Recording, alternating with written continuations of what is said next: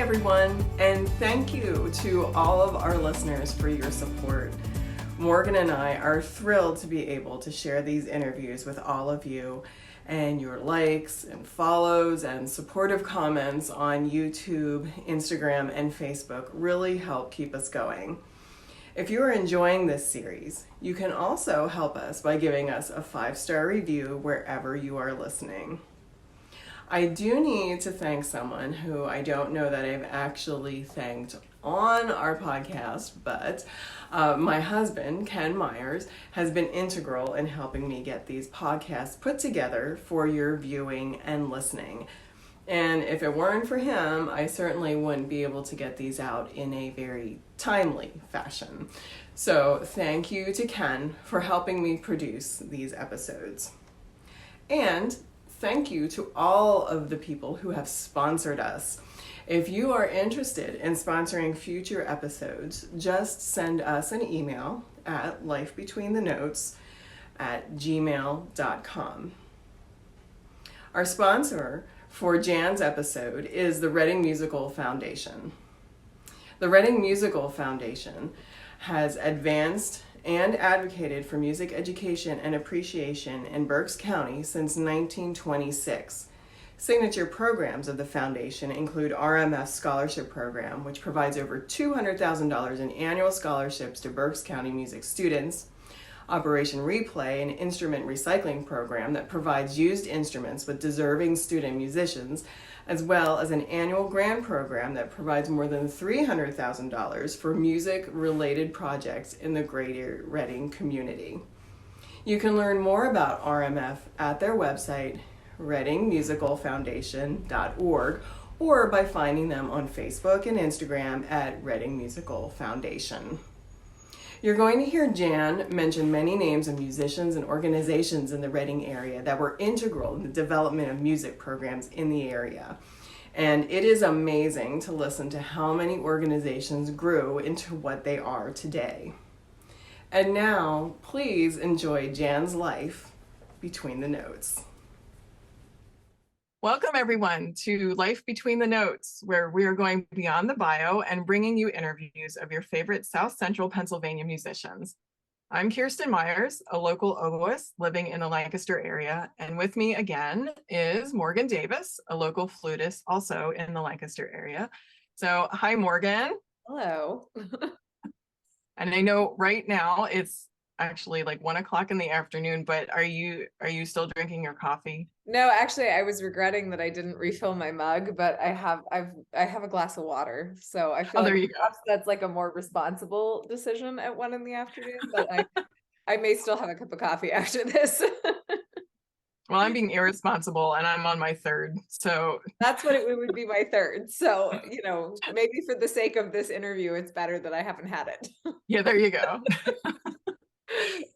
So Morgan and I started Life Between the Notes in May of 2022, and it's been just fascinating talking to our colleagues about their lives and how they became musicians and how they made their careers out of music and how they deal with all sorts of issues that come up, whether it's like physical injuries, anxiety, growing families, loss of family, but it's been such an honor to do it. And we are glad that you are here and listening. Mm-hmm. So today on our 17th episode, we are so honored to have the amazing cellist and educator Jan Dixon join us. And we can't believe that we made it to 17, which is pretty cool. But so before we talk to Jan, here's a little more about her. Jennifer Rentz Dixon is a native of Reading, Pennsylvania. As a junior at Reading High School, she was honored to perform a cello solo with the Reading Symphony as a youth audition winner. She received a Bachelor of Music Education degree with honors from Indiana University in Bloomington, Indiana. She received her Master of Music degree from Westchester University. She has been the orchestra director and string teacher at Norristown Area School District, Exeter Township School District, and Governor Mifflin School District, from which she retired in June 2010. While at Governor Mifflin, she conducted the Governor Mifflin Senior High School Orchestra in a concert at the PMEA State Convention. From 2011 to 2020, she was the director for the Orchestra Zone program of the Reading Symphony and the assistant conductor of the Reading Symphony Youth Orchestra. She was a member of the cello section of the Reading Symphony, retiring in 2020 after 48 years. She is presently a member of the Reading Pops and Berks Sinfonietta. She has been a soloist with the Ambler Symphony and the cellist for the Reading Quartet. She frequently performs throughout southeastern Pennsylvania with numerous ensembles. Presently, she has a private studio with 15 students. Former students include music teachers in 8 Berks County school districts, in addition to other districts outside the county. Many other students have gone into careers as performing musicians. She has 3 children, Aaron, a lawyer and equity partner at Alston and Bird in Atlanta, Georgia, Daniel, a science teacher at Northeast Middle School in Reading, and Jessica, an executive director at JP Morgan in Chicago, Illinois. So Jan, what an amazing career. I was floored when I read your bio the first time. And you and I don't know each other super well, but I mean, we played in Berks and Sinfonietta together, and you subbed in my trio Jolie a number of times with Robin Lilla Rose and Crystal Jordan. And probably the first time that you did sub with us was when I learned that you were Crystal's teacher. Yeah. And I just thought that was the coolest thing that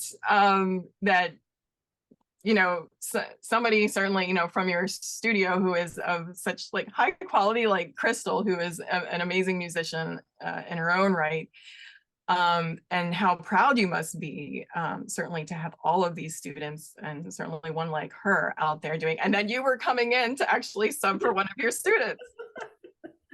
You're always so happy when your students do well, always. And yeah, I would say that's what I'm proudest of, the way my students have done. And so many of them, not only in music, but in whatever else they've chosen to do in life. It's been wonderful to see.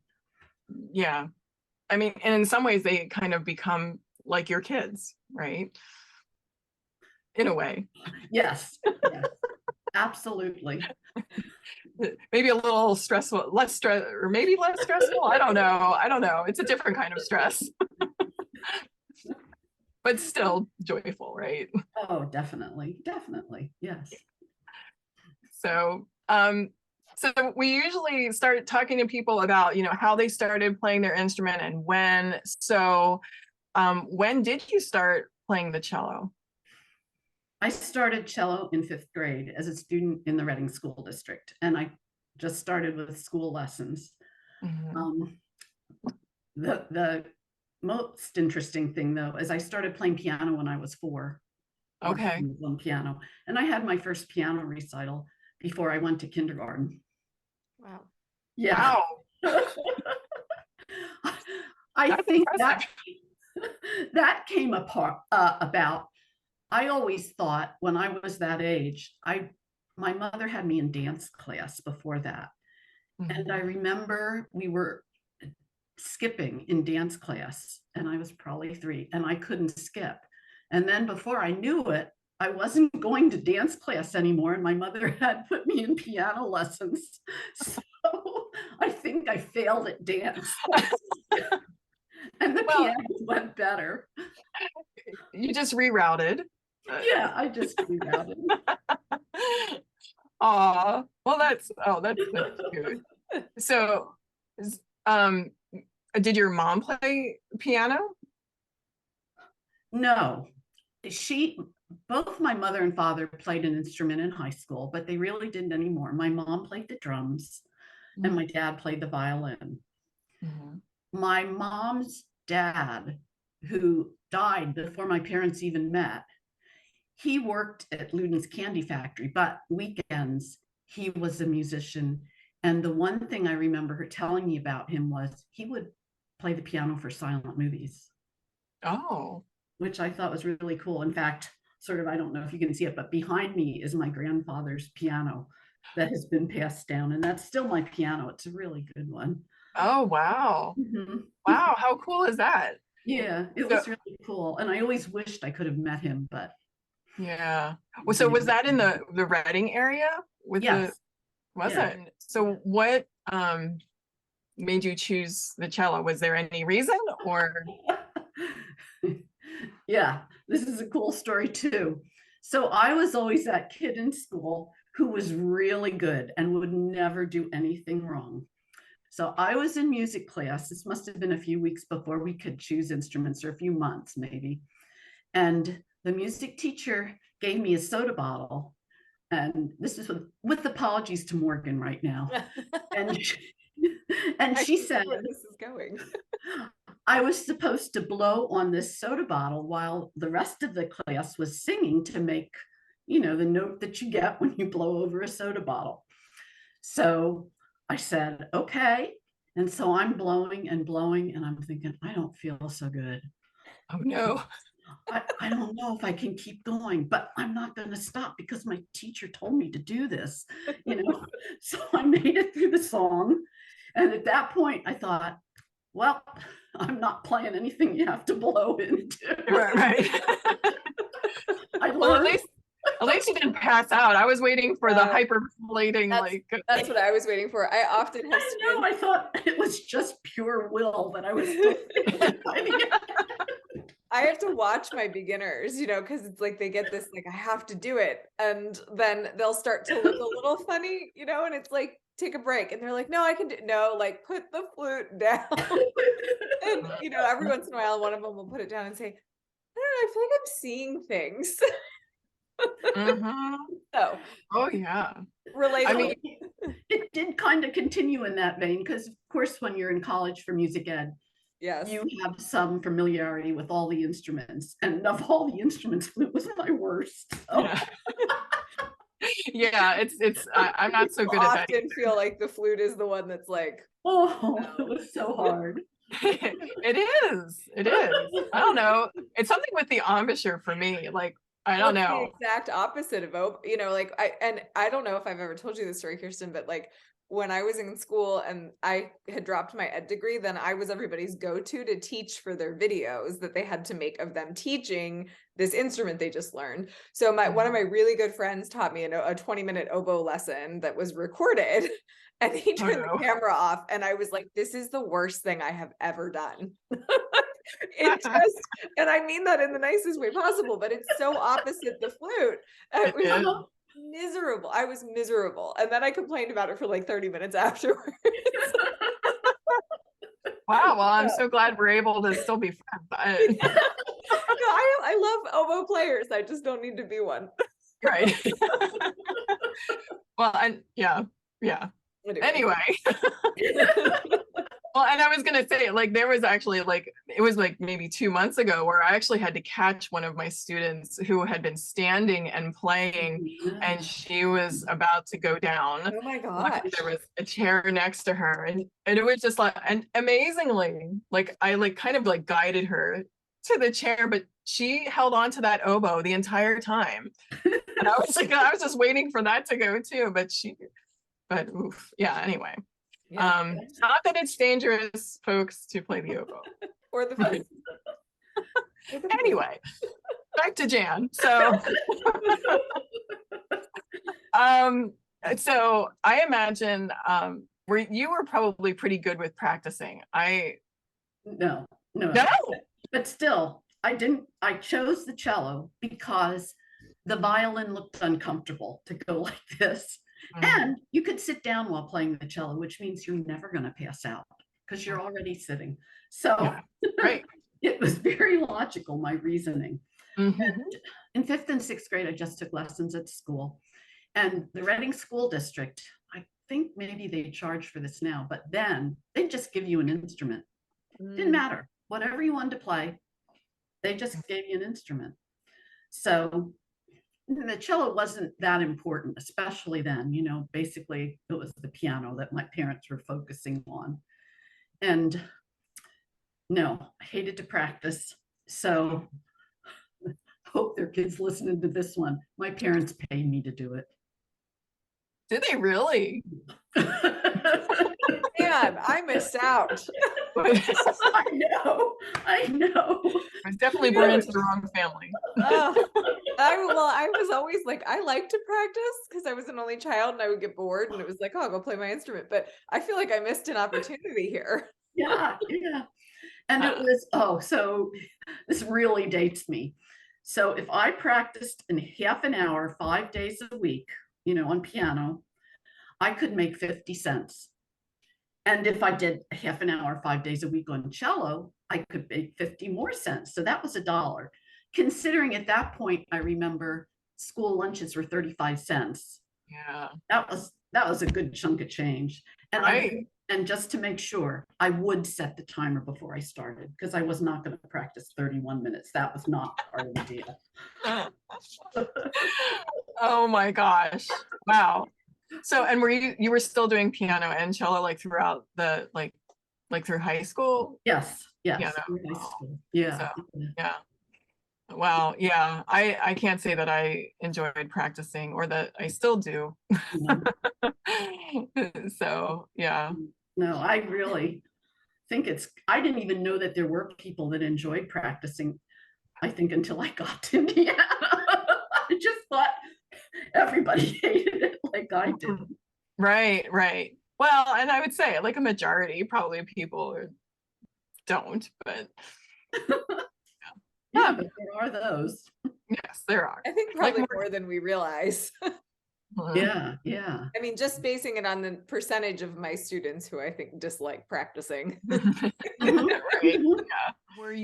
Did you take private lessons at any point? I mean, you did at some point, I imagine. Yeah, I started private lessons in 7th grade with G. Robert Redkay, who used to play in the symphony ages ago. And my parents picked him. I really don't know why, but he'd come to my house and give me private cello lessons. So then in 8th grade, I decided to audition for district orchestra. And my dad, who wanted to motivate me, to practice and get ready for this, said, because I'm still have my school instrument, goes, you keep it, you can have that instrument till you graduate at Reading the way it used to be. It was wonderful for the kids.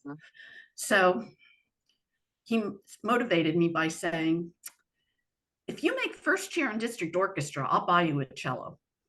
So I'm like, okay, not on a safe bet, we're good, but she'll practice. So I practiced and practiced. Mm-hmm. And I made district and I was 4th. And then if you know about district orchestra, you have to take a re-audition when you get there. Right. So I took the re-audition and I got 1st in 8th grade. Wow. Yeah. Wow. Yeah. So that year, and this was the first time I'd ever really played in an orchestra other than my junior high. Oh, yeah. Yeah. So I get there and I'm not knowing anything what to expect. And I don't know if you'll know the name, but the conductor was Václav Nelibel. He wrote a lot of band stuff. You know who he is. Yeah. So he was the typical Eastern European of those years where he'd scream and yell and at everybody. And I would sit there and cry and play all at once. Oh, no. And he would yell at me and and then if the orchestra would have a break, he'd grab a cigarette and then he'd come over and he'd put his arm around me. He'd say, "You do a good job," You're like, really? It was a roller coaster of we go back up on stage and he'd yell and I'd cry. And when I came home at night, my parents were the nicest that I think they ever had been to me. Oh, really? Yeah, they just would take care of me, and they knew I was upset. Yeah. I think there was some throwing up involved when I got home. It's amazing that I ever went back, but then I made 1st that year in district, and I thought, oh boy, there's only one way to go. But from 9th grade on, at each audition, the original and the next audition, I made 1st all the way through my senior year. Wow. Yeah, Wow. it was That's amazing. Yeah. So now my dad's on the spot. He owes me a cello. Oh, right. Okay, so we go down to Philadelphia and we're all looking at all these shops, and I'm looking at these. Oh, this is really cool. I like this one. My dad's looking at the price tags. He's like, not so much. So, so we came back from Philadelphia, and my dad had no idea, I think, what cellos cost. So he says to me, when I was a little boy, there was a man who played cello in our Sunday school orchestra. But now he isn't alive anymore. But I think his widow lives in Reading, and maybe she still has the cello. So he looked her up. We went to her house, and I remember we didn't even go in. We stood on the porch, and my dad said to her, do you still have your husband's cello? She says, yeah, old Pennsylvania Dutch. I think I have it in the attic. And my dad goes, well, how much do you want for it? And she said, $60. And my dad said, sold. That is my cello that I still have. All these years later, that is my cello. My dad paid $60 for my cello. No kidding. Yeah. That's Wow. It's crazy. Yeah. And and people will say, oh, you have such a wonderful instrument. And I'm like, well, you probably have $60. You could get one too. Oh my God. Wow. That's incredible. Yeah, that blows my mind. Yeah. Because the flutes that come out of people's attics do not last like that. Yeah, it's still here. Yeah. Still use it. Wow. That's amazing. So then at what point did you decide that you wanted it to be your career, that you would make it your life? I'm thinking maybe around 9th grade. Okay. So it's pretty early on. It was pretty early. I know with my own children, they really didn't have an idea when they started in college, and sort of it refined as they went through it, refined their ideas of what they would want to do. But yeah, I just knew from then, and it never wavered. Yeah, which is so nice. I know. Felt bad for them. Yeah. Yeah. But I imagine, making first chair in 8th grade, that probably like pretty early on kind of inspires you to, keep going and do better and that kind of. Yeah. So then too, of course, I'm playing piano and cello. And I had a wonderful piano teacher, Elizabeth Hain. She and her sister, she'd never married. She and her sister lived in Wyomissing Hills. They owned, with her brother, a lot of the waterfront property where the dock was in Brooklyn. And they were millionaires. And she just spent all her money on her students. And there was a lot of, you need to practice. Miss Hain will be so disappointed. And I know how much she did for me. We never bought our own music with Miss Hain. She bought everything for us. So in 10th grade, I auditioned on piano, the Haydn piano concerto, to play with the symphony. And I thought I did a great job. I didn't win.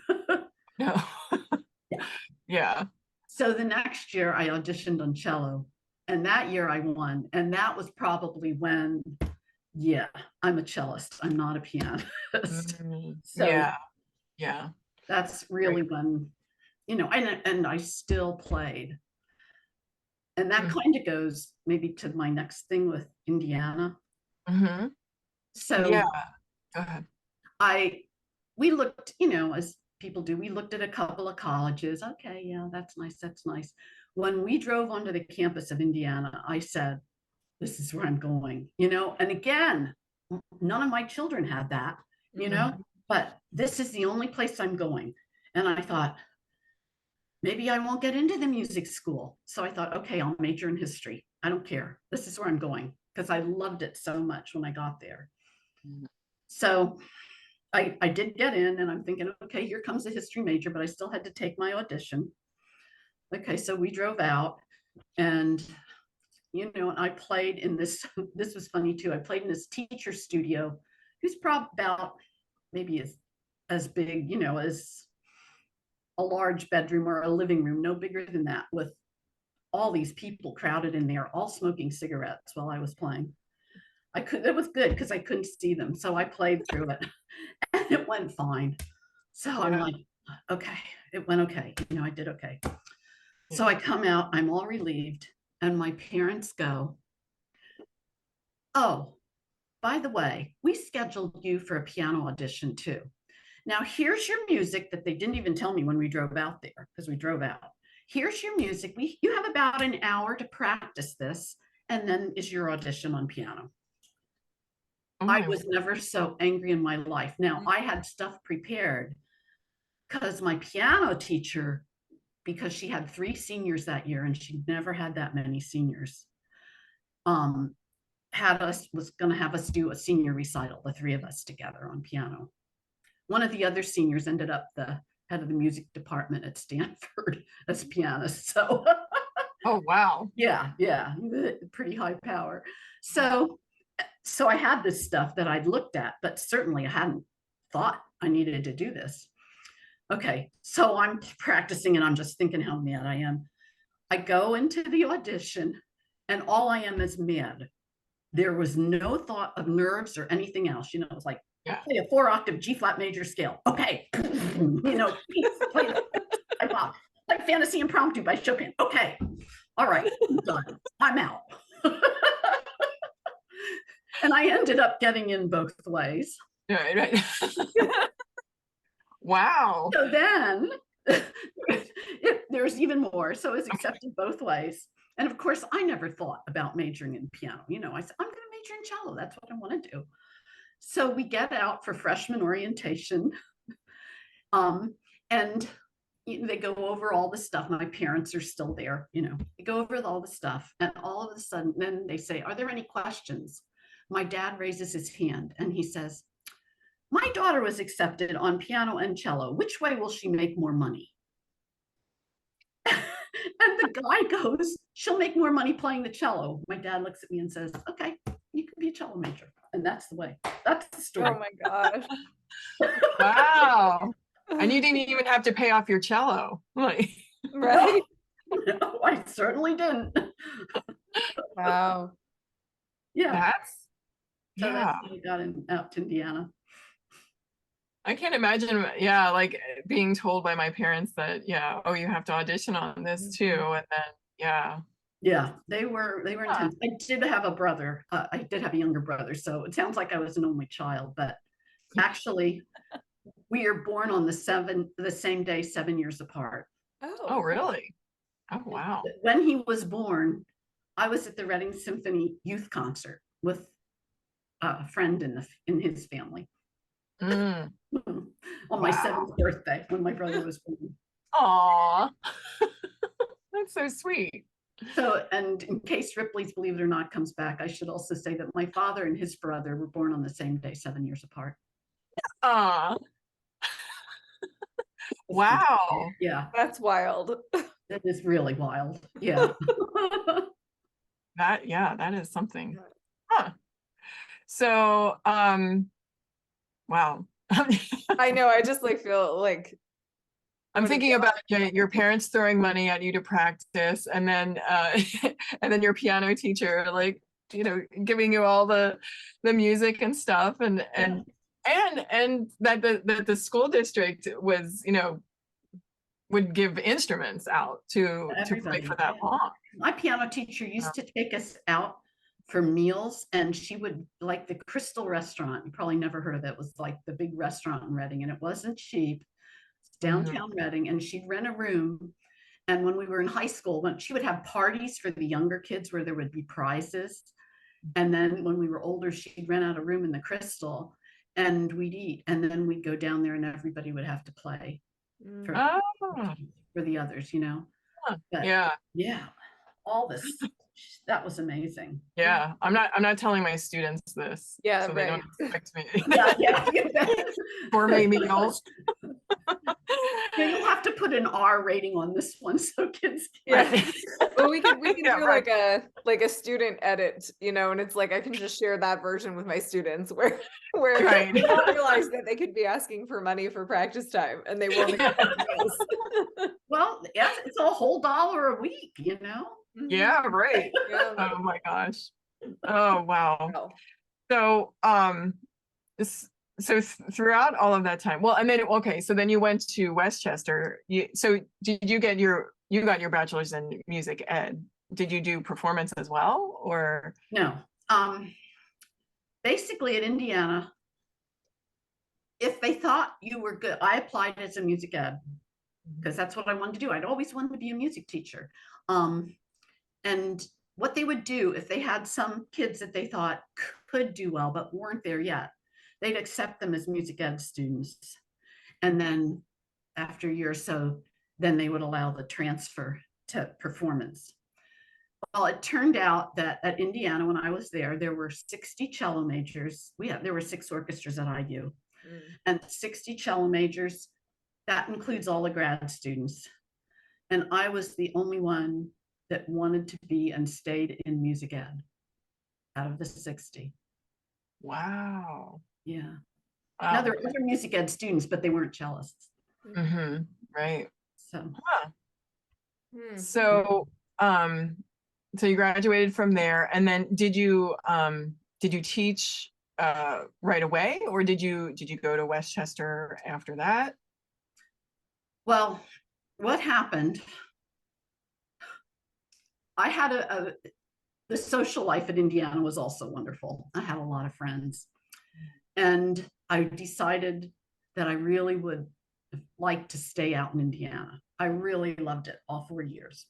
So I went from job interview to job interview, you know, and I graduated with honors, but nobody hired me.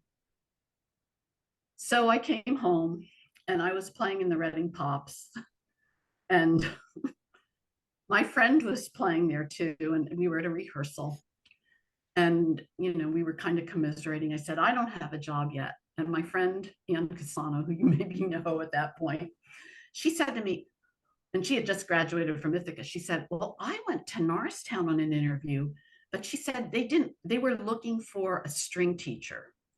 And I'm like, because I had come home, this was July now, and I was working at my old summer job from last year in a surveyor's office. And I thought, boy, I'm never going to teach what's going on. And I'm like, oh, I don't care. I'll take anything at this point. So I called and I went down and I had an interview, which really wasn't an interview.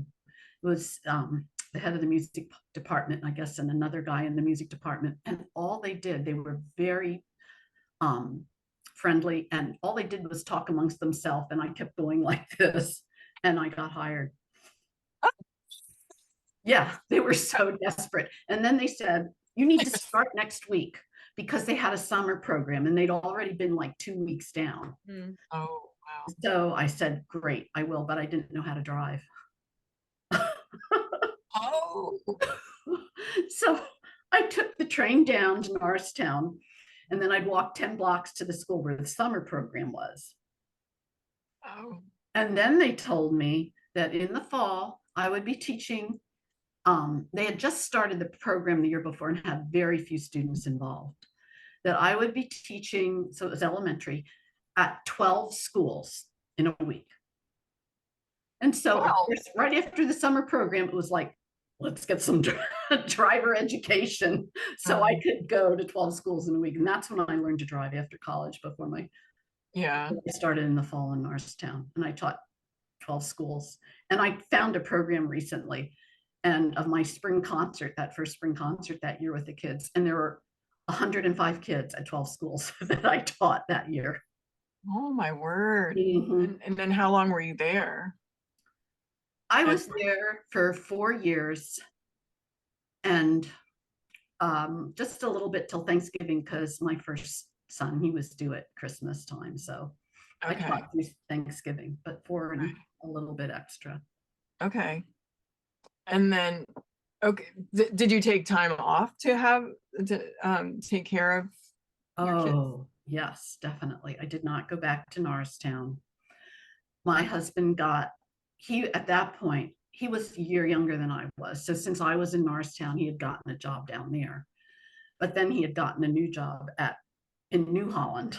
Mm-hmm. So we decided that we would move, but we decided to move on the southwest end of Berks County because I had this baby and my parents lived where I live now. I live in the same house as my parents did. And it was babysitting. So we moved to Reading on the southwest end, the Wilson School District. So he could go to New Holland. Oh, okay. And so that's how I got back here. Mm-hmm. How much time did you take off, like for raising your kids? Okay, so I was teaching at the Wyomissing Institute right from when my son was born, when I still lived in, we lived in Royersford. He still lived in Royersford, and I'd bring him up to my mom's and I'd teach at the Wyomissing Institute privately. All that time I had done that. And then 2 more kids came along. And so it was the summer and it was a Reading Pops concert. Everything happens at the Reading Pops. I'll tell you, for me, apparently it did.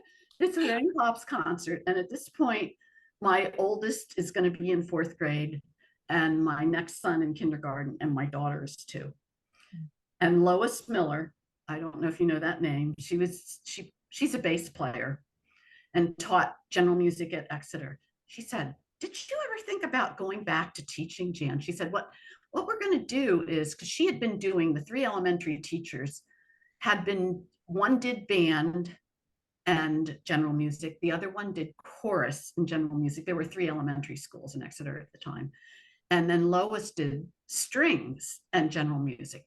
She said, what we're going to do, we have more kids, so I'm just going to be the general music teacher, and then you would do the strings throughout the district. And I thought, well, let me think about it. So I said yes, and I got the job, and I found babysitting for the kids. The lady across the street had a daughter 6 months older than my daughter, so she took care of her, and that's how I started at Exeter. Yeah. Yeah, it's like, somehow you find a way. Sometimes it's like, it's hard to see how that's going to work when you have like 3 kids, and then if you're working full time, and yeah, but that's great. Yeah. And so during this time, then were you also playing with the Reading Symphony at this time? Had you started that? I mean, you had been with them for 40 years. Yeah, that happened right when I the fall after I graduated from Indiana. And the way it worked back then, there were local people in the symphony, and I know we did not get paid as much as the out-of-town players, mostly at that point Philadelphia orchestra players coming up on a free weekend. And the local people would have a rehearsal first with the conductor at the time, Louis Vyner. And then the next weekend is when the orchestra would get together. So the audition for me was, well, Wes Fisher, who was a great help all throughout, I must say. He was the musical father of all of us at that time. Wes Fisher invited me to a rehearsal. And then at some point during the rehearsal, Louis Vyner would just stop and have whoever was auditioning just play by themselves, play through the music by themselves. So I did that, and he said, okay, and I was in. Wow. Yeah. Wow. Now I know when Sid Rothstein came, we all had to go into his dressing room and play for him. And things changed a lot after that. But yeah, whenever there's a new conductor on board, yes, things definitely do change. Yeah. And 2, at that point, we weren't union. We were probably not union until sometime during Rothstein's tenure. Yeah. We were ever union with Louis Vyner. Yeah. And when we were talking to Kim Webster too, like she talked about like not having to audition, like, you know, to be in. It was just, you were in, and you know, she mentioned Wes Fisher, of course, too, because he was amazing. Huge. Yeah. Yeah. When we were kids, there was no youth orchestra, but there was the Reading Philharmonic Orchestra, which was for adult, well, it still exists, for adults who enjoy playing. And it was for kids too, the ones that really wanted to play. So I met a lot of other people besides the district regionals and all state festivals that I was at. I met a lot of other kids going to Reading Philharmonic, and Wes conducted that. And yeah, that was my other orchestra experience in high school. Did you know there was another youth orchestra in Reading before the Reading Symphony Youth Orchestra? No. Yeah, and a junior orchestra. Though it was sponsored by the Wyoming Institute. Oh. And the conductor of that youth orchestra was Andrew Jurkiewicz, which was a Polish conductor. He conducted the Berks, when we had Berks Opera. He was the conductor of the operas that we'd have. Okay. And he had, at that point, you know, Poland was still behind the Iron Curtain, and he had come out, and he was the greatest advocate of the United States and America ever. And he was so happy, but he had conducted in many of the big cities. And he did that orchestra. And then they had a junior orchestra, which I conducted at that time. Oh, okay. Yeah. So that was the first thing. It was the Wyoming Institute. And then I don't remember how that stopped. I remember at the time, my oldest was probably preschool. I'm going to say it must have started sometime in the 90s. Okay. Yeah. I think. I'll have to check that out. The form that it is now. Yeah. Yeah. You had moved to Mifflin then at some point there. Okay. So I was 11 years at Exeter. Okay. And I started in doing elementary, like I said, they had the 3 elementary schools. And then as we got more and more students, I moved to junior high, and I was doing junior high, but there was never going to be an opportunity for me to move to senior high. They just, the band director at the time did the senior high orchestra as well. And I was ready, and I really wanted to teach high school. And so when Priscilla Hilbert announced her retirement, I thought, I'm going to apply for that job, because Mifflin always had such a great reputation. In fact, when I was a kid, Bob Cooper, I don't know if you know that name, who was like, he was really a great guy and really did everything for Mifflin to make them so wonderful. He had called me in high school in 9th grade, actually, if I could come and play the cello for the show that they were doing. So that was the first time I played a show, and I played at Mifflin the shows while I was in high school. So yeah, I knew how wonderful it was then. Right. And who were your colleagues there? I mean, Skip Norcott was there, correct? Yeah, when I started at Mifflin, it was Skip, and Paul Cusano was the band, and Kathryn Fellman did the chorus. Skip mostly at that point was doing elementary. Paul Cusano was doing the high school. Oh, okay. But and I was hired to do, what's it, 5 to 12 at the point, and my job would fluctuate. I'd always do the secondary, but depending on numbers from 6th grade on down. Sometimes I did 3rd grade and 7th to 12th. Sometimes I did 5th through 12th. Yeah. That's the other thing about being a music teacher that I have to mention. It's the best because you don't have to say goodbye at the end of the year. You only have to say goodbye when they graduate. Right.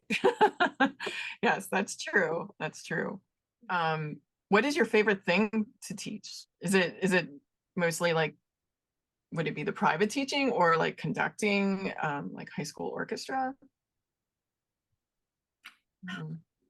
Or is it general music? No. They love general music. No, get rid of general music. I didn't think so, but yeah. luckily I didn't have to teach too much general music. I did it a couple of times. Yeah. And this happened, I think this was my last year at Exeter. They decided to do a 5-day rotation schedule at the elementary and a 6-day at the junior high and high school. So I was teaching at the elementary and I was teaching at the high school. So I had to make a 30-day schedule. Oh my word. No, I'll tell you, that's another thing about instrumental teachers. They are very good at scheduling because nobody makes our schedule for us. We do it ourselves. So if you have trouble scheduling something, talk to a public school instrumental music teacher and they will help you out. And it's always for those specials too. You know, the regular classroom teachers don't necessarily have to deal with that, but when you're going to multiple schools. Yeah. So you have to make that schedule and make sure it's okay and it's not interfering, and it's all up to you when you're going to be there. Yeah. So that's when I taught some general music on some days in that 30 school rotation. I had junior high general music. Yeah.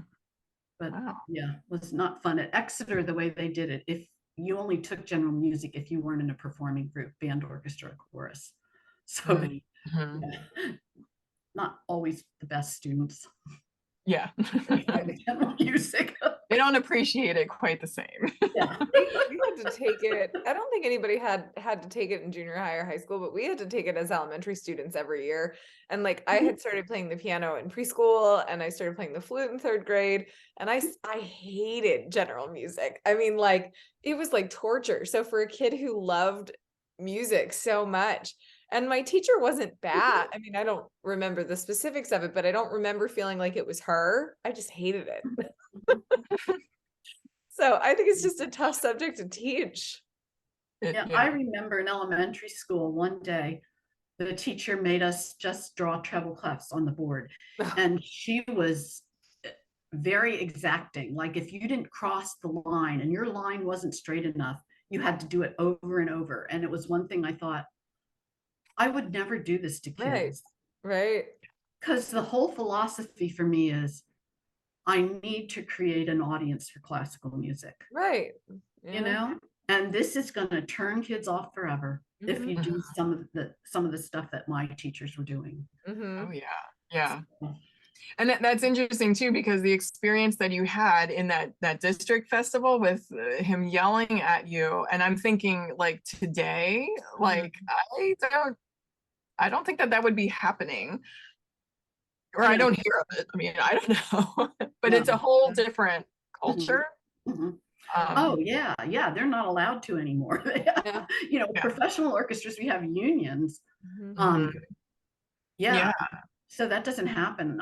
I remember a man who sold insurance in Reading, who was a friend of my parents, and who played horn in the Chicago Symphony under Wes Fisher, and his nerves were so shot, he just gave up entirely and came here and sold insurance. To him, that was much better than dealing with all the yelling. It's interesting because I was talking when I lived in Madison, I was talking to Bob Cole, who taught at the UW School of Music and was their flute professor for a long time. And he left the Philadelphia Orchestra at some point, not because he didn't enjoy being in the orchestra, but he said he couldn't imagine a whole lifetime of that type of pressure. I mean, and that was in like the 50s that he was playing in the orchestra. He said, you know, it was a great job, but it was also very difficult. And at some point you have to like think about, you know, do you want to deal with those pressures for your whole life? Yeah. And that's the way this man felt exactly. Yeah. He just felt much happier. And his son, who played piano now, is an assistant. Well, I don't know if he's retired yet, but he's assistant conductor at Chicago Lyric. So he ended up back in Chicago. Yeah, maybe with a slightly different take on conducting, hopefully. Wow. But I think even when I was in college, my orchestra directors were sort of that old school. I mean, that certainly was how they were trained. And it was very much you did not get compliments. You did not get, you know, and it was sort of like them not yelling at you was a compliment. Yes, And I absolutely. don't want to say yelling, but like if you didn't get the attention, you were doing great, you know? So, and in some ways I now in hindsight, I'm really grateful because it actually did prepare me to deal with a lot of personalities, but it's a very different way of dealing with people. It was tough. And the other thing I was going to mention about earlier was, I talked a lot about Miss Hain, my piano teacher, but it seemed like I went through a lot of cello teachers. And every time I went to a new cello teacher, the first thing they would say was, we're going to start from the beginning. So I'd go back to the open string. So of course it happened when I went to college. And I was 3 years down in college with my teacher, Leopold Terespolsky, who was a student of Casals, Pablo Casals. And after my junior year, he left for another university. So I have 1 semester of school left with a recital because I have a semester of student teaching to do. So I ended up with Janos Starker. I don't know if you've ever heard that name, pretty famous cellist. And yeah, that was a tough semester. And of course, the first lesson was, let's start from the beginning. Never mind that this is September and you have a recital in December, but let's start over. Oh my word. I made it, but yeah. But I bet you're really good at those open strings. Oh boy. Of course I vowed I'd never do that to a student, ever, ever. Yeah, right. If I need to fix something, I'll fix like one thing at a time. They can do something wrong for a while and I'll work on one aspect. Right. With private students, whole different ball game in school, but yeah. Yeah. Earlier you mentioned you were talking about like having the pressure and anxiety, and like when you would perform with orchestras, or like, would you feel that? I mean, do you get anxious? Yes, definitely. Yeah. Definitely, I do. Yeah. And so how do you deal with that? The only way for me personally to deal with it is to just be totally involved in the music and thinking about what I want to do with each note and with each phrase and blocking out everything else. It works great if you can do it. But that's the hard part, to be able to do that. It really is. Yeah. Keeping the focus. Yes. I have to be focused on one thing, you know. And I think it's probably harder now because we all tend to be multitaskers, you know, and to just have that focus in one area. Yeah. And it's not just like being prepared with the notes. It's like knowing what's happening in the structure of the piece and the phrasing and the texture and the color of things you're like having the more detailed, the more you're so right, you know, that the more detailed you can be, the easier it is to help yourself stay focused. Right. Exactly. Exactly. Yeah. And not worry about the people who are listening or watching. Yes. You know, not the old thing. My mother used to say, pretend they're all in their underwear. Yeah. No, that doesn't help you at all. It's just distracting. No. It's a distraction. It is not what you tell a student. Yeah. You also may get fired if you say that now. But, yes. Now maybe not so much. Yeah. My mom I will tell you the secret of nerves. So at Mifflin, I had this girl who, great violinist. She ended up concertmaster of all state orchestra in 10th grade. So her secret to playing was milk and bananas before you play. And that, she felt, calmed her down, because now she plays in LA and she plays for all over the place. She has a string quartet. She plays with a mariachi band. She's been up for Grammys with her band and everything like that. And yeah, so she's done really well. So it's that. Well, then I'm gonna get some milk and bananas. Well, the banana thing, that's totally, you know, the potassium. Which I hate bananas. Everybody used to always say that, and I was like, but I absolutely hate them. It doesn't work. So No, I think well, then milk. Yes, right. No, you were saying about, you know, picturing your mom would tell you to picture people in their underwear, but you know, my mom used to always tell me to picture it, to visualize it. And as a kid, that advice just drove me insane. It was like, it's not that easy, mom, you know, and you're a teenager, whatever. But I think in hindsight, she was onto something with like visualization is really useful, but not, you know, the way she was saying it to me, it was like, I didn't want to hear it.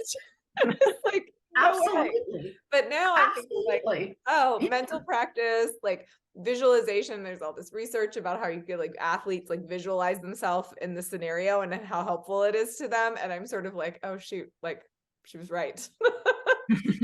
I've actually used that too. Like one time I've said to my students, I was watching the Olympics, the Winter Olympics, and it was, I guess, a slalom. I don't know anything really about skiing. And the competitors were waiting at the top of the slope, and they had their eyes closed, and they're going, and they're visualizing the whole course ahead of time. I said it's exactly the same thing that musicians have to do, what those guys were doing at the Olympics. Yeah. Visualizing the whole thing and how it's going to go, and then concentrating on what you're doing at the time.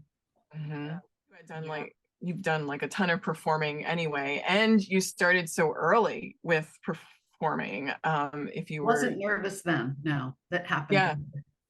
Oh, really? So I'll tell you, my whole life changed when I tried to win the youth audition on piano, and I didn't. That's when all the nerves happened right there. Really? Yeah. Huh. I really don't think I was nervous before that.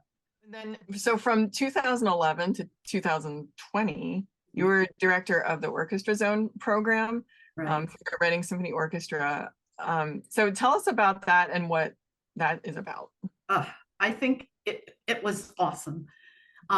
Peter Bry started it the year before I retired in 2009. And then when I retired, he called me and he said, would you teach? And I had never heard of it. So basically, students who were identified in 5th grade by their instrumental music teachers in Reading as talented, and then a list would be created, and these children would be invited to participate in the Orchestra Zone, where they would get free private lessons at their closest middle school. So we would go in after school and teach them privately, and the symphony paid us to do it. Oh, okay. Yeah. So then after 1 year of teaching, and I loved it. The kids are great. It was, so we could fit more kids in at this point. It was 20-minute private lessons, and it went from 6th to 8th grade, and then it was over. So after 1 year, Peter said, you know, I have a youth orchestra, and, you know, would you like to be the director of Orchestra Zone? So I said yes. And then I was the director of Orchestra Zone, but still taught. Peter didn't teach in the program. He basically was the director of the program, but I still taught it through 2020.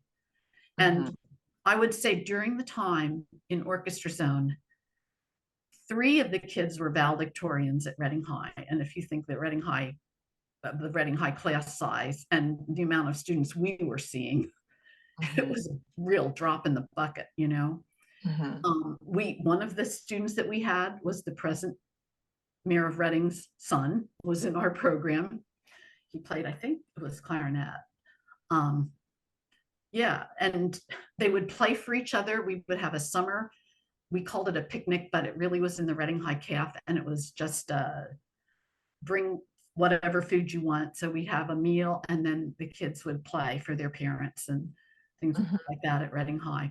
We actually had 2 kids from the program that made it all the way to nationals, one in national band and one in national orchestra, that I don't think would have ever had that opportunity being in Reading if it weren't for Orchestra Zone. But, yeah.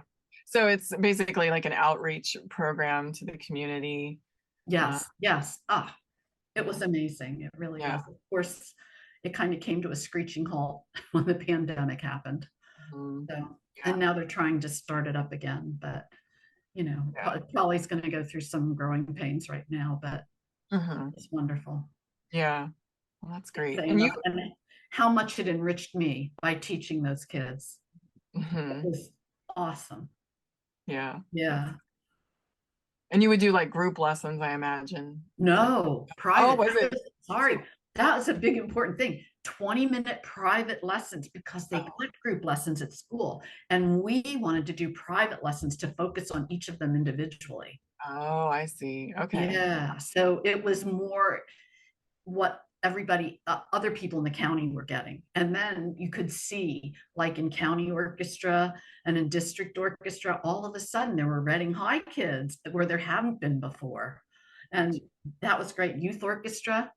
And that was Peter's, I think, original thing that he was hoping to have. It was called the Reading Symphony Youth Orchestra, but there were no kids from Reading in it. So he was working on that, but it had implications and much further than that. Yeah, that's great. And so, and then you were also then assistant conductor of the Reading Symphony Youth Orchestra. That's pretty funny. All that meant was when Peter couldn't make rehearsal, I would conduct. That's all it meant.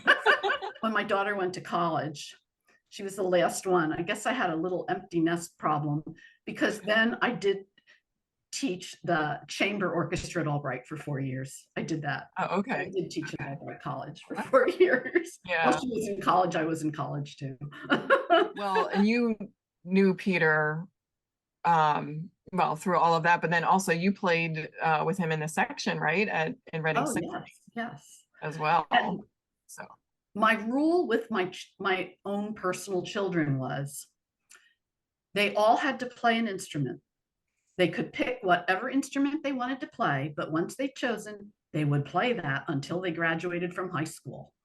They did not have to make it the love of their life or their career, but they would play it till they graduated, because I really wanted to stress, stick-to-itiveness and staying with things.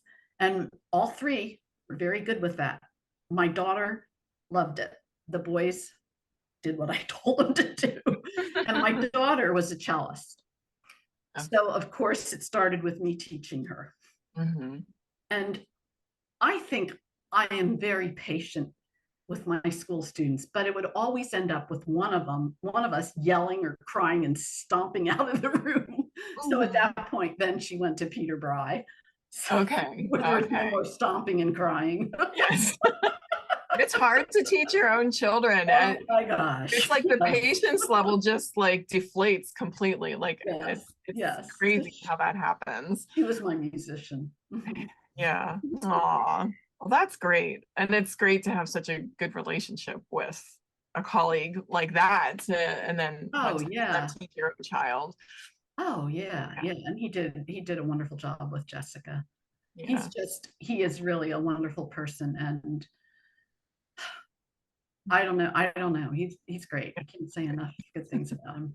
Yeah. If you have any advice for any students who are pursuing a career in music, whether it's performing or education, like, would you have any advice for? Well, here's the thing. In all my years of teaching, I don't think I have ever told a student you need to go into music, because I believe it's not a choice, it's a calling. It's just like the ministry, because you have to want it that badly to do it. And if there are other things that you can do, and enjoy music as a hobby or whatever, that's wonderful. And go to concerts again. Like, remember I said, my whole thing was I want to build audiences. I was not wanting to build more players, but so I would never tell one to go into music. And now if they asked and they wanted to, I was happy to help them. And certainly I had quite a few that did, Yeah.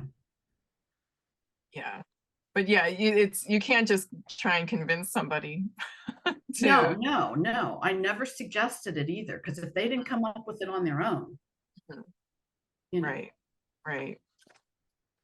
And what has teaching taught you? Like, I mean, you're still teaching lessons in your retirement, so you obviously love teaching. Yeah, I do, you know, I really think I do, because for me, it's, especially with private teaching, how do I get the student to do what I want them to do? And how many ways can I try to get the desired result?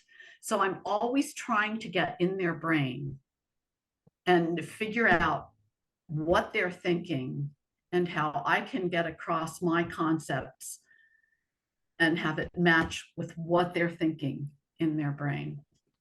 And a lot of times I'll say at lessons, read my mind. What am I thinking now? And just last week I had a kid and I was thinking about what she was doing. And I thought, oh, she really should be doing that. And this happens often. And when I thought that, then she started doing what I thought about in my brain, you know, to move the bow down, or, you know, whatever thing it is, you know. Or, yeah, it's crazy that way. It really is. Yeah. So I do enjoy that. And I do enjoy my students. They are really a great group of people and always have been. Yeah. And even, you know, at the beginning, we were talking about like how many former students you have who are now teachers. And yeah, like you were saying earlier, how you're so proud of them. And that's just, and that is certainly a testament to you as well. I mean, well, the second private student that I had ever in my teaching career, she ended up doing her undergraduate at Curtis and her graduate studies at Juilliard. And after that, it's like, it's all downhill, but it really wasn't, because I've had so many after her that have done so well. Yeah. So it's really great. Since retiring, I know you have traveled a lot, and probably before that, I imagine you were traveling as well. So what is your most favorite destination? I knew you were going to ask that, and I hate the question because it's always the one that I talk about or think about last that's my favorite. But yeah, I've been a lot of places. I've been to 49 of the 50 states. Wow. I don't know, I'm sorry if people are really like North Dakota, but that's the one I didn't go to, and I don't know if I have a reason to go to North Dakota. Haven't been there. Well, I've never been there, so I no idea. And I've been to all the continents except Antarctica. China, been to China, been to Russia, been to Australia, been to many places in Europe, been to South America, went on a cruise around the tip of South America, which was awesome too. Oh my goodness. Wow. Yeah. Great. So wherever you want to go, if you want travel advice, I'm here. You could probably be a travel agent also. Yeah. Those are that's a dying profession, right? With the internet. Yeah, well, that is true. Yeah. Well, you know, it can be a side thing for you. There we go. I need a side thing. Yeah, you need something else to do. Well, Jan, thank you so much. Thanks for talking with us today. Oh, thank you for having me. I really appreciate it. Yeah. I'm passionate about my subject, that's for sure. Yeah, you are, absolutely. And what a privilege to get to talk to you about your career and your life. And thank you to our listeners. We are so glad that you're out there supporting us. If you ever have the chance, please give us feedback. We love to hear from our listeners, especially if you have any questions or suggestions as to who you might enjoy an interview of, or if you would like to sponsor any of our episodes. We have lots of musicians, students of musicians, and families of musicians listening in. So please contact us at lifebetweenthenotes@gmail.com. You can also find us on Facebook, Instagram, and video versions can be found on our Life Between the Notes YouTube channel. Follow us at all of these places and wherever you listen to your favorite podcasts. And with that, have a great day, and thank you, Morgan, and thank you, Jan. Thank you. Now we have to do the wave. You have to wave. We're at the Muppet Show.